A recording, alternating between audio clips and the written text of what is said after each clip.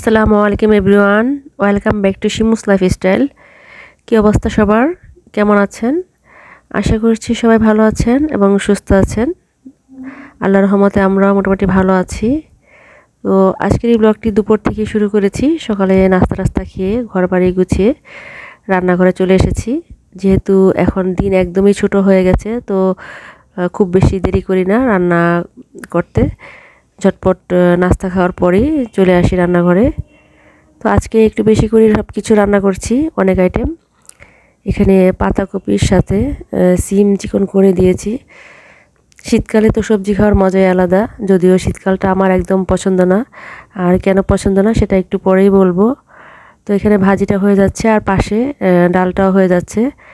আমি রান্না করার সময় প্রথমে ডালের পাতিলটা আগে বসিয়ে দিই, কারণ ডালটা হয়ে গেলে একটা চিন্তা মাথা থেকে নামে যে ডালটা হয়ে থাকলে আর যদি ভাতটা হয়ে যায়, তো ছেলেমেয়েরা স্কুল থেকে আস্তে আস্তে যদিও আমার রান্না প্রায় কমপ্লিটই হয়ে যায়, তো ওরা যাতে এসে একদম শুধুমাত্র ডাল হলেও যাতে খেতে পারে ভাত, সেই জন্য ডালটা দিয়ে আমি আগে শুরু করি রান্নাটা। আর এখন এখানে আমি চিংড়ি মাছ, বড় চিংড়ি মাছ নিয়েছি, চিকন করে আলু কেটে চিংড়ি মাছ রান্না করব। আর এই পাশে হচ্ছে সরপুঁটি মাছ ভাজি করব। তো আজকে সাথে আমি মুরগির মাংস রান্না করব। তো আইটেম একটু বেশি, এই জন্যই বললাম। দেখা যায় যে দুপুরে শুধু ডাল আর একটা তরকারি রান্না করলে রাতে একটু শর্ট পড়ে যায়, যেহেতু আমরা মোটামুটি 5 জনই অ্যাডাল্ট সদস্য। তো রাতে দেখা যায় কিছু না কিছু করতে হয়, হয়তো ডিম ভাজি বা ভর্তা বা যে কোনো একটা কিছু। তো এই জিনিসটা এখন আমার কাছে একদমই বিরক্ত লাগে, রাতের রান্নাটা। গরমকালে হয়তো অতটা সমস্যা হয় না, কারণ পানি ধরতে। আর আমাদের এই বিল্ডিংয়ের পানি কিন্তু অনেক ঠান্ডা, গরমকালেও পানি ঠান্ডা থাকে, কারণ ওয়াল দিয়ে সিমেন্টের বানানো ট্যাঙ্কি।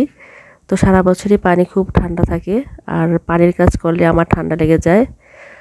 তো শীতকালটা যেটা বলছিলাম, শীতকালটা আমার একদম পছন্দ না, কারণ শীতকালে আমার ঠান্ডার প্রবণতা বেশি, যার জন্য শীতে অনেক সমস্যা হয়, বিশেষ করে শ্বাসকষ্ট উঠে যায়, ঠান্ডা লেগে যায় অল্প পানি ধরলেই, বা বাহিরে ঠান্ডার মধ্যে কিছুক্ষণ থাকলেই আমার অ্যালার্জি, হাঁচি কাশি শুরু হয়ে যায়। তো শীতকালটা আমার জন্য বলতে গেলে একটা মানে খুবই কষ্টকর সময়। যদিও শীতকাল সব দিক থেকে ভালো সবার কাছে হয়তো, বা কারো কাছে হয়তো আমার মতো এরকম ভালো লাগবে না, কারণ শারীরিক আরাম সেটাই হচ্ছে আগে।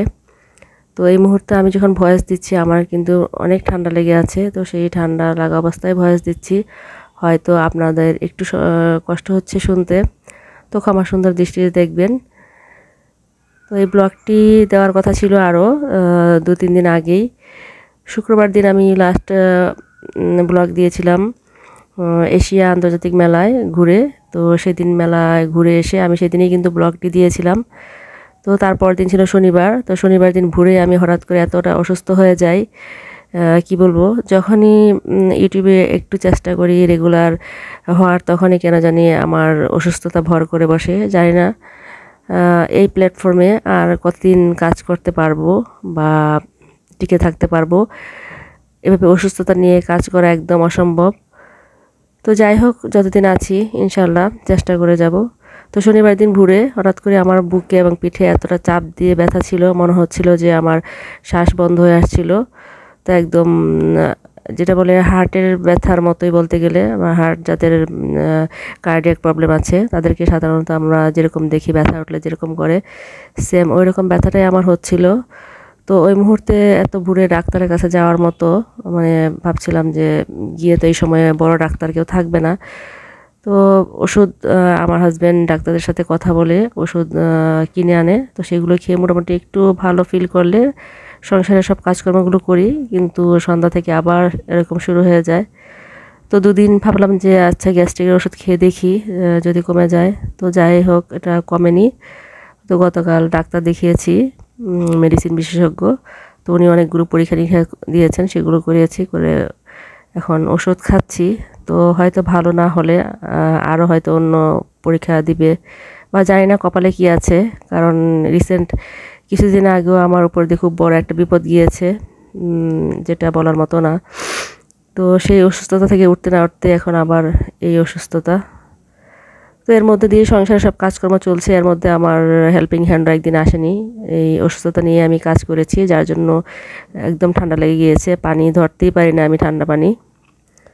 তো এখানে বাজারগুলো গুছিয়ে নিচ্ছিলাম, এক পাশে রান্না, এক পাশে আমি এই তো আদা যেগুলো ফ্রিজে ছিল, ছিলা আদা, সেগুলো আমি ব্লেন্ডারে ব্লেন্ড করে নিব। আদা একদম বাটা শেষ হয়ে গেছে, পাশে রসুন বাটাও প্রায় শেষের দিকে। তো রসুনও ছিলা আছে ফ্রিজে, সেগুলো পেস্ট করতে হবে, কিন্তু একদমই সময় পাচ্ছি না।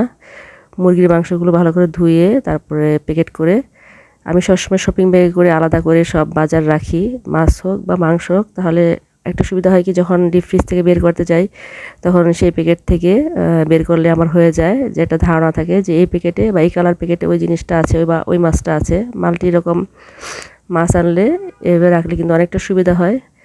আর বক্স করে রাখলে তো কথাই নেই, যদিও বক্স করে রাখার মতো সময় আমার হয় না, বা বক্স করে রাখলে দেখা যায় ফ্রিজের অনেকটা জায়গায় নষ্ট হয়ে যায়। তো আচ্ছা, এটা যার যার ব্যাপার, যে যেভাবে গুছিয়ে আসলে নিজ সংসারে কাজ করে সুবিধা পায় সেটা তার কাছে। তো আমার কাছে এভাবেই সুবিধা হয়, আমি এভাবেই রাখি সবসময় মাছ মাংস। আর এখানে মুরগির মাংসটা এই তো মশলাটা আগেই কষিয়ে নিয়েছি অফ ক্যামেরায়, আর এখন মাংসগুলো দিয়ে দিচ্ছি। তো মুরগির মাংসটা বাচ্চাদের জন্য সবসময় আমার ঘরে প্রায় সপ্তাহে বলতে গেলে 2 দিন মুরগির মাংসটা রান্না করাই লাগে। ওরা মুরগির মাংসটা অনেক পছন্দ করে। মুরগির মাংস আর ডাল হলে আর কিছু লাগে না। যদিও ওদের খাওয়া নিয়ে কোনো মর্জি নেই বা কোনো বাধ্যবাধকতা নেই যে এটা খাবে না ওটা খাবে না। আলহামদুলিল্লাহ, ওদেরকে যাই দেওয়া হোক না কেন মানে সমস্যা হয় না, বা তরকারি না থাকলেও শুধু ডাল দিয়ে হলেও ওরা খেয়ে নেবে। তো দিক থেকে আল্লাহর রহমতে অনেক শান্তিতে আছি। আর এই তো আদাগুলো পেস্ট করা হয়ে গেছে, 2 বক্স, পুরোপুরি 2 বক্স ভরেনি, আর একটু ফাঁকা করে রেখেছি, কারণ ফ্রিজে রাখার পর এটা শক্ত হয়ে ভারী হয়ে যাবে। আর এখানে তো অনলাইন এবং অফলাইন থেকে আমি কিছু কেনাকাটা করেছি। তো অনলাইন থেকে কেনাকাটার ক্ষেত্রে যে কথাটি আমি আগেই বলে নিচ্ছি, অনলাইনে আমাদের মতো মধ্যবিত্ত ফ্যামিলিদের যেটা হয়, দেখা যায় যে অনেক সময় অনেক দামি জিনিস আমাদের পছন্দ হয়ে যায়, বা শৌখিন জিনিস যেটা ঘর সাজানোতে কাজে লাগে বা নিজের জন্য, কিন্তু কেনা হয়ে ওঠে না। কিন্তু কিছু একটা টিপস যেটা আমি ফলো করি সেটাই আমি শেয়ার করছি আপনাদের সাথে। অনেক সময় দেখা যায় যে কিছু পেজে প্রি অর্ডার নেয়, তারা কিছুটা টাকা অ্যাডভান্স করে সেই প্রোডাক্টটা হয়তো আপনাকে 1 মাস বা 1.5 মাস পরে দিবে। তো এই ক্ষেত্রে আপনি কিন্তু কিছুটা সময় পেয়ে যাচ্ছেন, যে ওই সময়টাতে আপনি টাকাটা কিন্তু অ্যানাউন্স করে ফেলতে পারবেন, সংসারের খরচের টাকা বাঁচিয়ে। আমরা গৃহিণীরা সাধারণত সংসারের খরচ থেকে টাকা বাঁচিয়েই কিন্তু টুকটাক শৌখিনতাগুলা বা শৌখিন জিনিসগুলো আমরা কিনি। সবসময় হাজব্যান্ডের কাছে হাত পেতে কিন্তু শৌখিন জিনিস কেনা হয় না। তো এই টিপসটা ফলো করলে কিন্তু অনেকটা উপকার পাওয়া যায়।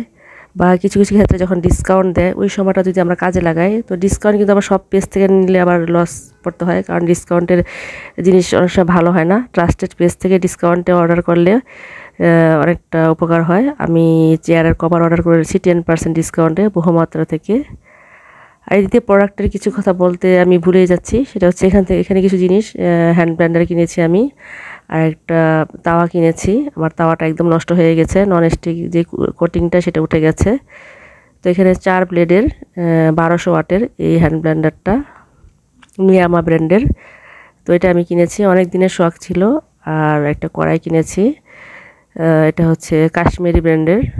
আর এই তো হ্যান্ড ওয়াশের একটা বোতল কিনেছি, আগের বোতলটা নষ্ট হয়ে গেছে। তো এই জিনিসগুলো কিন্তু একান্তই প্রয়োজনীয়, এগুলো কিন্তু কোনো বিলাসী জিনিস না, এগুলো মার্কেট থেকে কেনা হয়েছে। আর এই যে এখানে দেখছেন যে এই জিনিসগুলো, আমি কুশি কাটার টেবিল রানার অর্ডার করেছি একটা, আর হচ্ছে ডিপ ফ্রিজের কভার। তো এই জিনিসগুলো আমার অনেক দিনের পছন্দ ছিল, সবসময় শুধু আমি দেখি অনলাইনে, স্ক্রিনশটও নিয়ে রাখি, কিন্তু সাহস হয় না, কারণ কুশি কাটার জিনিস তো একটু দাম বেশি, সেটা আমরা সবাই জানি।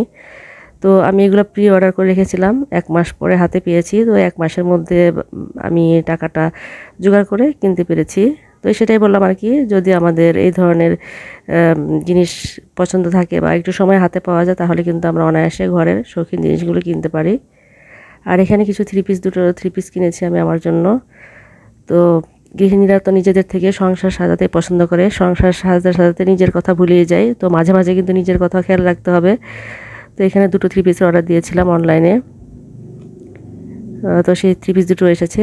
এই জন্য আজকে সব কিছু শপিংয়ে আপনাদের সাথে একসাথে শেয়ার করছি। জমে গেছে শপিংগুলো, ভাবলাম যে একসাথে শেয়ার করে দেই, যেহেতু আমার ভিডিও অনেক গ্যাপে গ্যাপে ছাড়া হয়। তো আর কি, আজকের ব্লগটি পর্যন্তই ছিল। কেমন হয়েছে কমেন্ট করে জানাতে পারেন। আর আমার কথার মধ্যে যদি কোনো ভুলভ্রান্তি থাকে প্লিজ ক্ষমা সুন্দর দৃষ্টিতে দেখবেন। আর ভালো লাগলে একটি লাইক দিবেন। আজকের মতো এখানে বিদায় নিচ্ছি। আল্লাহ হাফেজ, সবাই ভালো থাকবেন। আসসালামু আলাইকুম।